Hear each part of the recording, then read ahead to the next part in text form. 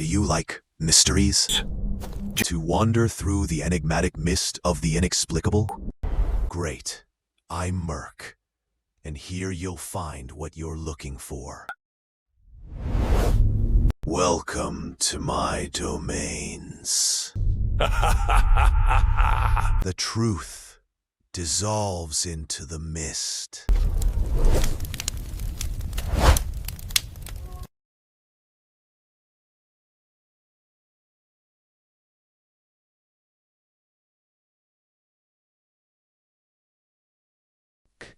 The Amazon River is not just a body of water. It is a living, breathing entity, a world unto itself. Beneath its murky surface, an entire universe teems with life, from the smallest piranha to the massive pirarucu.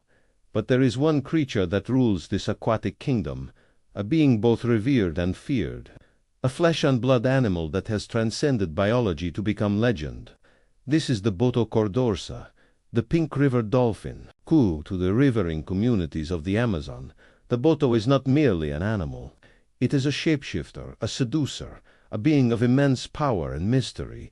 Local lore warns that the Boto can emerge from the water at night, transforming into a handsome young man dressed in white, always wearing a hat to conceal the blowhole on his head that remains even in human form. He attends village festivals, dances with the most beautiful young women, seduces them, and then returns to the river before dawn, leaving behind confusion, shame, and sometimes a child. This is the classic legend. But there is a darker, more intimate, and far more terrifying dimension to the Boto's power. It is called Malinando. The term comes from the Amazonian vernacular, describing a specific kind of enchantment, a spiritual seduction that occurs not at a festival, but in the water itself, often when a person is most vulnerable. When the Boto is malinando someone, it is said to cast a spell, drawing the victim's soul toward the river, hypnotizing them with an irresistible pull. This is not a story about a mythical creature from a bygone era. This is a phenomenon reported in the 21st century, documented in news articles, and even experienced by a social media influencer with nearly 1 million followers. In June 2025, a story broke that sent shockwaves through the Brazilian internet. Isabella Reis, a popular influencer with over 870,000 followers on TikTok, revealed that she had nearly been enchanted by a Boto during a trip to the Amazon in April of that year. Her account was chilling in its detail. Isabella explained that during her river excursion, she was menstruating. Local residents warned her, with urgent gravity, not to enter the water during this time. According to traditional belief, menstruation makes a woman particularly vulnerable to the Boto's enchantment. It is as if the biological signal of fertility acts as a beacon, attracting the creature's attention. Isabella, a modern woman from the city, dismissed the warning as superstition. She entered the river anyway. What happened next defied rational explanation. After a few minutes in the water, she decided to leave. She returned to her accommodation, intending to rest. But her family would later contradict her memory of what occurred. According to her relatives, Isabella did not simply lie down to sleep. Instead, she began walking in circles, her movements mechanical, trance-like, always oriented toward the river. She was, in the words of the local residents who witnessed her state, completely hypnotized. The river people had no doubt about what was happening. The Boto is malinando her, they said. Isabella was under the creature's spell, her spirit being drawn toward the water even as her body remained on land. The expression they used describes a process of seduction so powerful it overrides the victim's will, leaving them disoriented, captivated, and dangerously close to the river's edge. This modern incident echoes a much older and even more disturbing pattern of encounters. Decades earlier, in the region of Muyu, another young woman named Francisca experienced the same terrifying phenomenon. Francisca, like Isabella, ignored the traditional warning. During her menstrual period, she took her kuya and soap to the riverbank to bathe. It was then that a Boto presented itself to her and cast its enchantment. In the days that followed, Francisca fell ill. She suffered from debilitating headaches, overwhelming drowsiness, and an obsessive desire to spend all her time at the river's edge. Her father, growing suspicious and frightened, decided to send her away from the river community. He brought her to the city of Muyu to live with a friend named Señor Dominguinho, hoping the distance would break the spell. But the Boto did not give up so easily. After Francisca's arrival at the city house, the nights became unbearable. Every evening, the family heard persistent whistling outside, followed by scratching sounds on the walls, as if something was trying to get in. Night after night, the harassment continued, depriving everyone of sleep. Finally, Señor Dominguinho decided to investigate. Peering through a hole in his door, he saw a man dressed in white, wearing a white hat, walking up the ramp from the small port, heading directly toward his house. He understood immediately what he was witnessing. The Boto had followed Francisca to the city. He had tracked her through the spiritual connection established in that river encounter. The next day, Señor Dominguinho called for a rezador, a traditional healer who specialized in prayers and spiritual cleansing. The healer confirmed his fear. The Boto was after Francisca, who was already judiada, tormented and weakened by the enchantment. Only through intense prayer rituals were they able to break the spell and free Francisca from the creature's grip. These stories, separated by decades and hundreds of miles, share a common thread. They describe an entity that does not merely seduce, but stalks, that does not simply charm, but pursues its victims with relentless determination. The Boto in these accounts is not the charming partygoer of folklore. It is something far more sinister, a predator of the human spirit. The scientific explanation, of course, is simple. The Boto is a real animal, the largest river dolphin species in the world, reaching up to 2.55 meters in length and weighing as much as 185 kilograms. Males are larger than females and, interestingly, become pinker with age.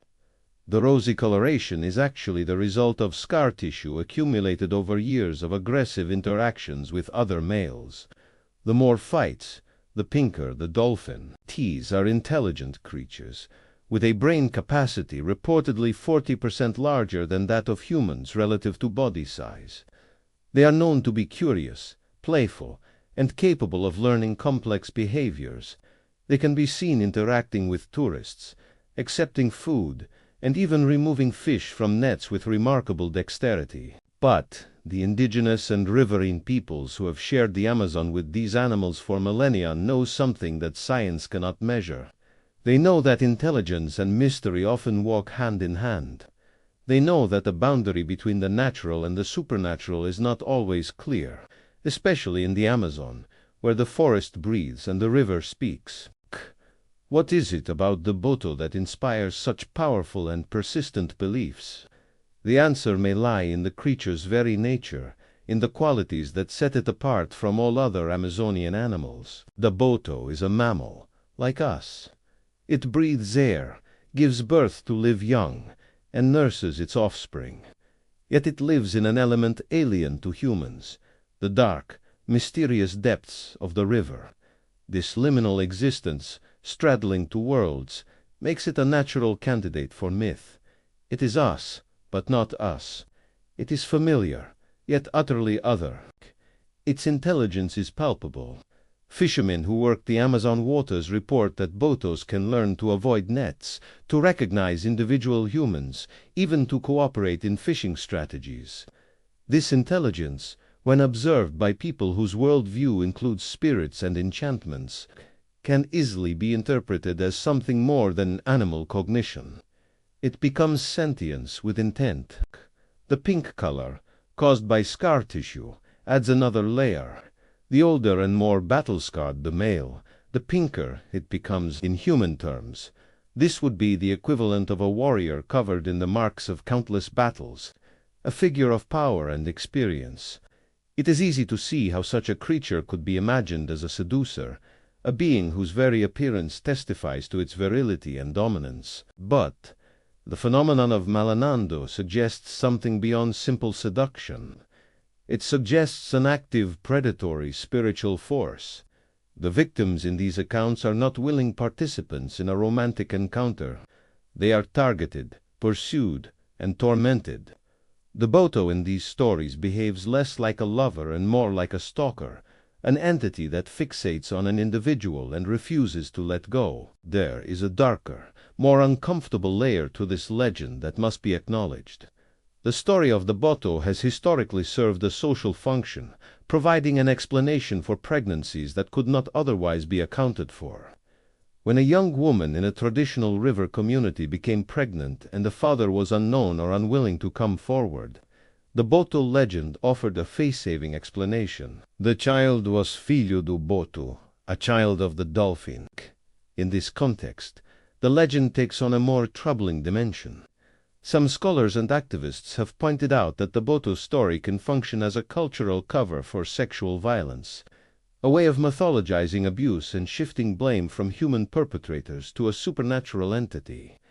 This interpretation does not diminish the power of the legend, but it adds a layer of tragic complexity, revealing how folklore can sometimes encode and obscure real-world suffering. Yet, for those who have experienced the phenomenon firsthand, the explanation is not sociological.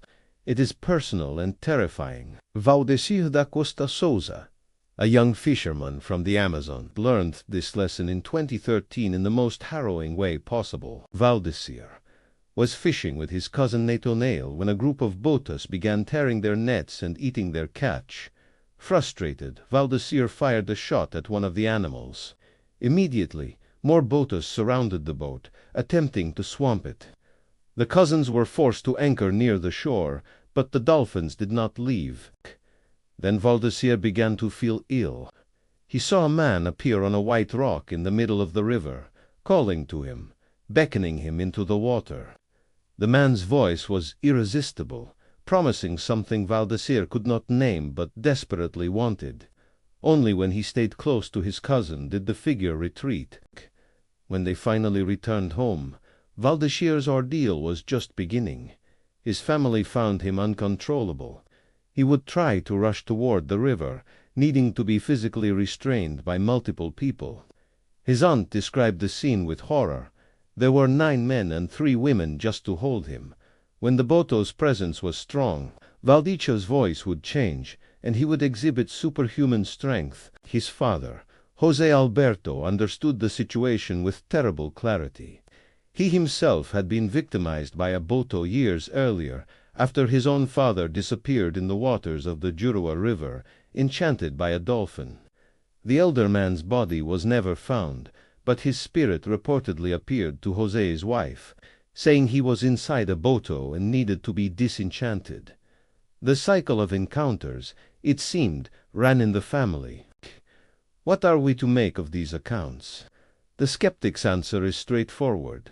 The Amazon is a place of immense natural power, where heat, isolation, and the constant presence of a mighty river can affect human psychology. Menstruation, exhaustion, fear, and suggestion can combine to produce hallucinations, obsessive behaviors, and collective beliefs. The brain, confronted with the unknown, creates stories to fill the void. But this explanation, however rational, fails to account for the consistency of the accounts across time and distance. The symptoms of Malinando are remarkably similar: disorientation, a pull toward the water, a change in voice or behavior, a need for physical restraint. The victims describe the same phenomenon, often without knowing others have experienced it. Perhaps the Amazon, with its overwhelming biodiversity and its ancient, unchanging rhythms, is a place where the boundaries we take for granted become porous. Perhaps in the presence of such primal power, the human mind becomes receptive to influences we cannot measure or explain. The Boto, whether animal or spirit, whether seducer or stalker, represents something that rational thought cannot fully contain. The pink dolphin continues to swim in the murky waters of the Amazon, its actual population declining due to hunting, pollution, and habitat loss. It is a real creature, threatened and vulnerable, deserving of protection for its own sake. But it is also a symbol, a repository for human fears and desires, a mirror in which we see our own complex relationship with nature, with sexuality, with the unknown. Isabella Reis, the influencer whose story went viral in 2025, recovered from her encounter. She returned to her urban life, her TikTok fame, her world of screens and algorithms. But she carried with her a new understanding, a respect for traditions she had once dismissed. The river people, she learned, do not tell these stories for entertainment. They tell them as warnings, as maps of invisible dangers, as accumulated wisdom about a world that does not always obey the rules of logic. The next time you see a video of pink dolphins leaping in the Amazon, remember the river people who watch them with wary eyes. Remember Francisca walking in circles toward the water. Remember Valdecir needing 9 people to hold him back. Remember that for those who live closest to the mystery, the boundary between animal and spirit is not as clear as we imagine. And if you ever find yourself on the banks of a dark Amazon river, and you hear a whisper from the water, feel an inexplicable pull toward the current, pay attention to what the locals have told you. The Boto may be real, the Boto may be legend, but Malinando is something else entirely. A phenomenon that dwells in that shadowy space where belief and experience merge, and where the human soul, for reasons we cannot fully understand, becomes the object of an ancient, watery desire. Did you like this mystery? And what is your theory? Leave your thoughts in the comments.